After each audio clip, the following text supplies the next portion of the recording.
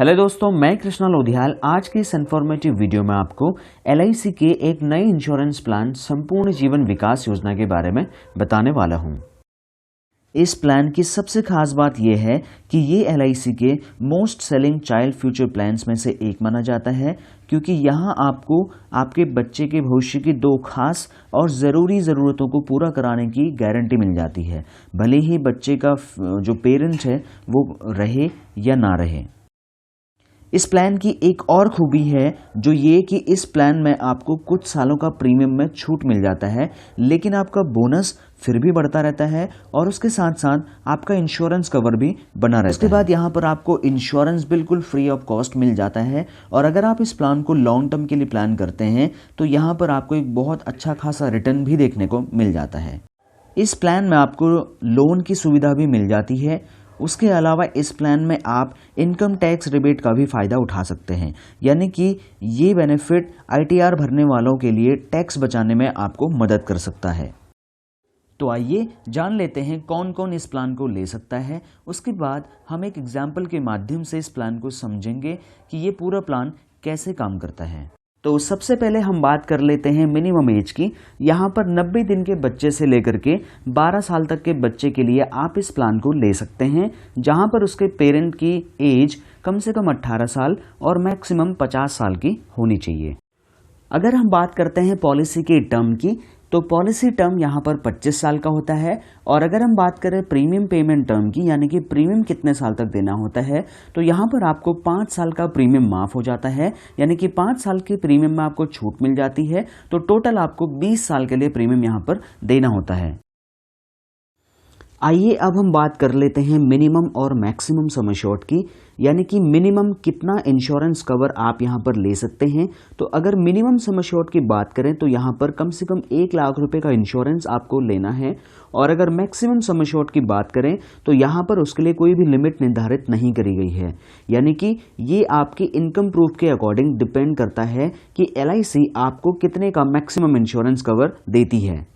तो आइए अब एक एग्जाम्पल के माध्यम से समझते हैं कि पॉलिसी में कितना प्रीमियम होगा, कितना मैच्योरिटी अमाउंट मिलेगा और इसमें डेथ बेनिफिट किस प्रकार से रहेंगे।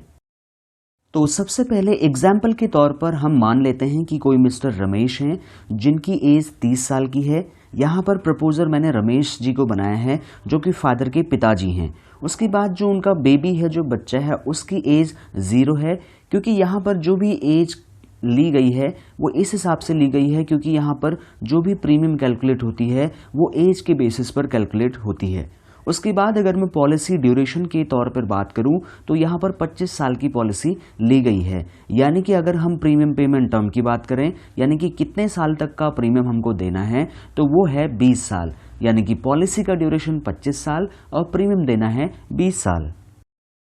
उसके बाद अगर हम सम एश्योर्ड या इंश्योरेंस कवर को देखते हैं, यानी कि आप कितने का इंश्योरेंस लेना चाहते हैं, तो यहाँ पर एग्जाम्पल पर हमने 16 लाख रुपए का इंश्योरेंस लिया हुआ है एग्जाम्पल के तौर पे। बाद अगर हम इसके प्रीमियम की कैलकुलेशन करते हैं तो आप स्क्रीन पर देख सकते हैं जो इसका पर डे का सेविंग आ रहा है वो लगभग 206 रुपये पर डे आ रहा है। यह आपके समझने के लिए कि पर डे आपको इस पॉलिसी को रन करने के लिए कितनी बचत करनी होगी। लेकिन अगर इस पॉलिसी को आप लेना चाहते हैं तो इसमें आप या तो मंथली मोड पर पॉलिसी रन करेंगे या क्वार्टरली मोड पर या हाफ ईयरली मोड पर या सालाना यानी कि ईयरली मोड पर आप इस पॉलिसी को रन करेंगे।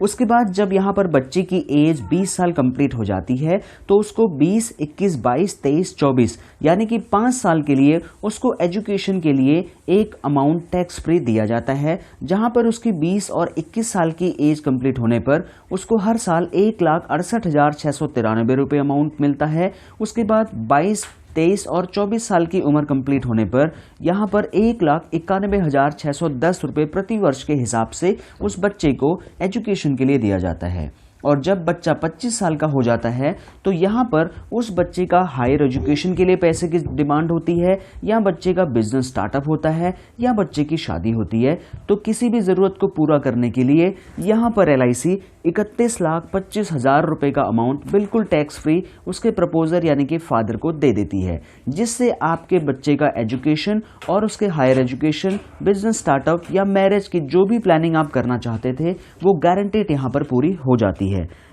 तो आइए अब बात कर लेते हैं कि टोटल हमने पॉलिसी ड्यूरेशन के बीच में कितना प्रीमियम दिया, कितना रिटर्न देखने को हमें मिला, कितना टैक्स रिबेट हमने लिया और टोटल नेट प्रॉफिट हमें कितना हुआ। तो सबसे पहले बात करते हैं कि टोटल प्रीमियम हमने कितना दिया। तो जैसा कि मैंने बताया कि 20 साल तक ये पॉलिसी जमा करानी है, तो यहाँ पर जो टोटल प्रीमियम हमारा जमा हुआ वो 15,33,823 रुपये के आसपास जमा हुआ। ये मैं तब बात कर रहा हूँ जब पॉलिसी होल्डर प्रपोजर इस पॉलिसी को पूरी चलाता है, यानी कि पूरे 20 साल की प्रीमियम का भुगतान करता है। उसके बाद मैंने आपको ये भी बताया था कि इस पॉलिसी में आप 30% के रिबेट के हिसाब से सेक्शन 80C में ITR फाइल करने के माध्यम से टैक्स रिबेट भी ले सकते हैं। तो अगर मैं पूरे 20 साल का टैक्स रिबेट का कैलकुलेशन करता हूं तो वो अमाउंट आ जाता है 4,76,525 रुपये, यानी कि ये अमाउंट हम टैक्स रिबेट के माध्यम से LIC से वापस प्राप्त कर सकते हैं। तो अगर मैं यहाँ पर टोटल नेट प्रीमियम की बात करूँ तो वो अमाउंट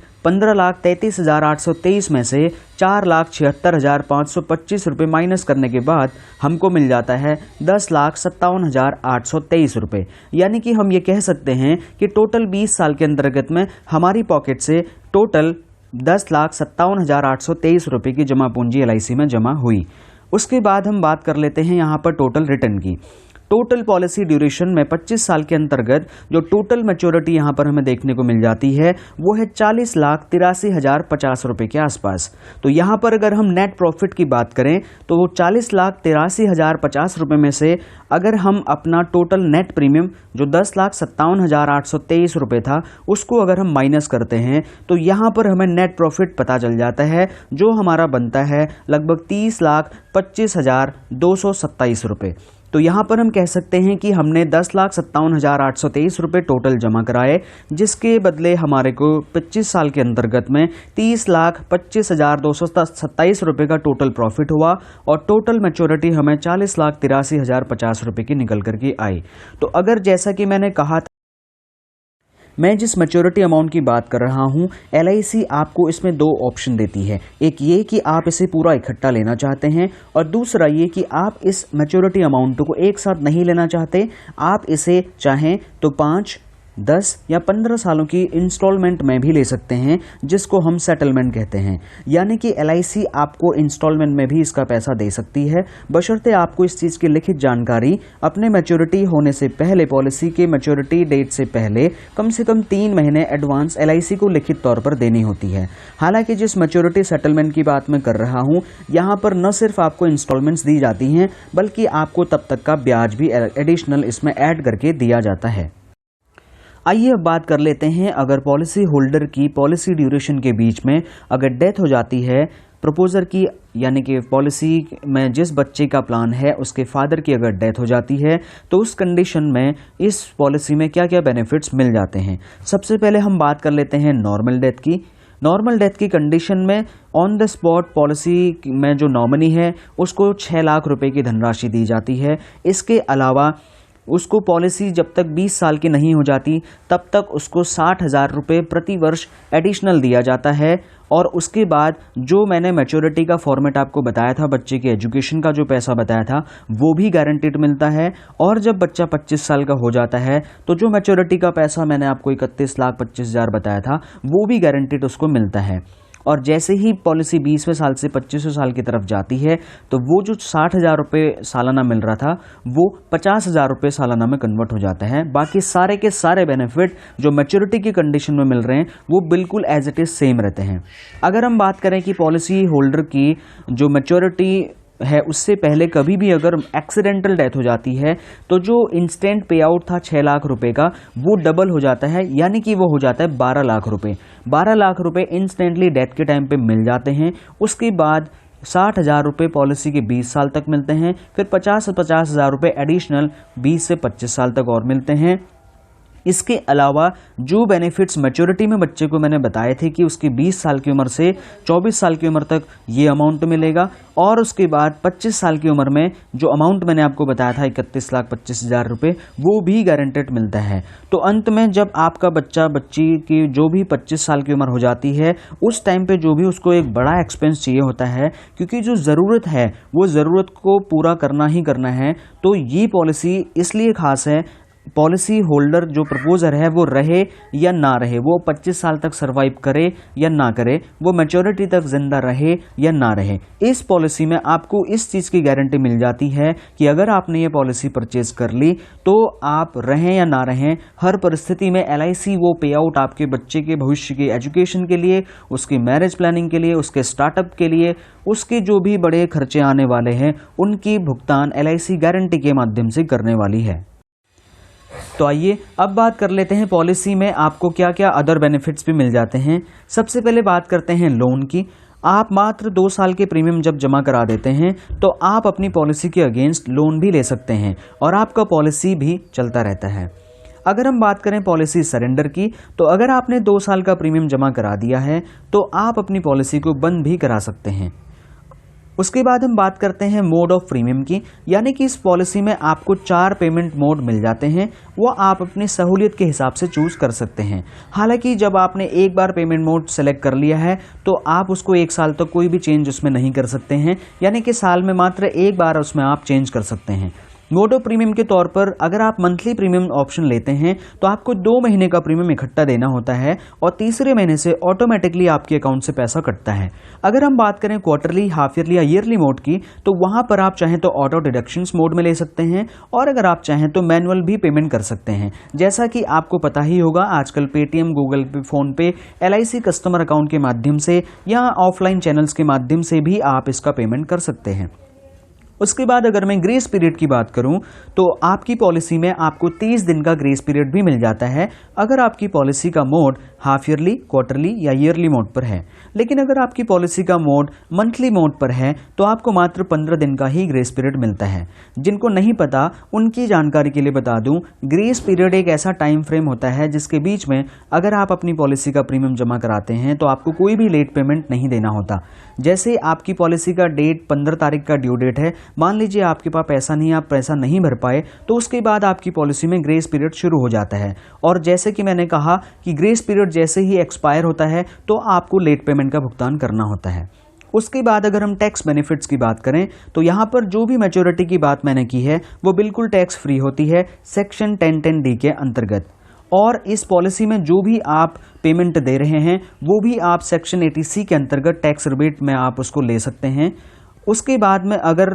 मोड रिबेट की बात करूं तो इस पॉलिसी में अगर आप सालाना प्रीमियम लेते हैं, अगर आप साल का प्रीमियम इकट्ठा देते हैं तो आपको जो सालाना प्रीमियम है उस पर 2% का डिस्काउंट मिल जाता है और वो डिस्काउंट हर साल मिलता रहता है। लेकिन अगर आप इसको हाफ ईयरली मोड पर लेते हैं तो आपकी जो टेबुलर प्रीमियम है उस पर आपको 1% का रिबेट या डिस्काउंट आपको मिल जाता है, तो वो हर साल बना रहता है। लेकिन अगर आप इस पॉलिसी को क्वार्टरली मोड पर लेते हैं या मंथली मोड पर लेते हैं तो उस पर आपको कोई भी रिबेट नहीं मिलती है। तो अगर आप कुछ इसमें डिस्काउंट्स लेना चाहते हैं, रिबेट लेना चाहते हैं, तो मैं एडवाइस करूंगा कि आप ये पॉलिसी या तो ईयरली मोड पर लें या फिर आप इसको हाफ ईयरली मोड पर लें। उसके बाद हम बात करते हैं पॉलिसी रिवाइवल बेनिफिट की। अगर आपकी पॉलिसी बंद हो चुकी है, किसी भी कारणवश अगर आप अपना प्रीमियम जमा नहीं करा पाए, तो LIC आपको 5 साल का टाइम देती है। आप 5 साल के अंतर्गत कभी भी वापस आकर के अपनी जो जमा राशि है, जो भुगतान करने वाली राशि है, जो बैलेंस है, उसको पे ऑफ करके अपनी पॉलिसी दोबारा शुरू करा सकते हैं और अपना इंश्योरेंस कवर दोबारा स्टार्ट करा सकते हैं। अगर मैं बात करूं, इस पॉलिसी में कुछ एडिशनल ऑप्शनल राइडर्स भी उपलब्ध हैं, जो लगभग 5 राइडर्स इसमें आपको मिल जाते हैं, जिनका एडिशनल थोड़ा सा प्रीमियम आप ऐड करके अगर जमा कराते हैं तो आपको कई सारे और बेनिफिट्स भी इस पॉलिसी में मिल जाते हैं। तो उम्मीद करता हूं आपको LIC का ये प्लान अच्छे से समझ में आ चुका होगा। लेकिन अगर आपके फिर भी कोई क्वेश्चंस हैं, आप अगर कुछ पूछना चाहते हैं, कुछ जानना चाहते हैं, तो मुझे कमेंट करके पूछ सकते हैं या मुझे डायरेक्टली व्हाट्सएप के माध्यम से भी आप कॉन्टैक्ट कर।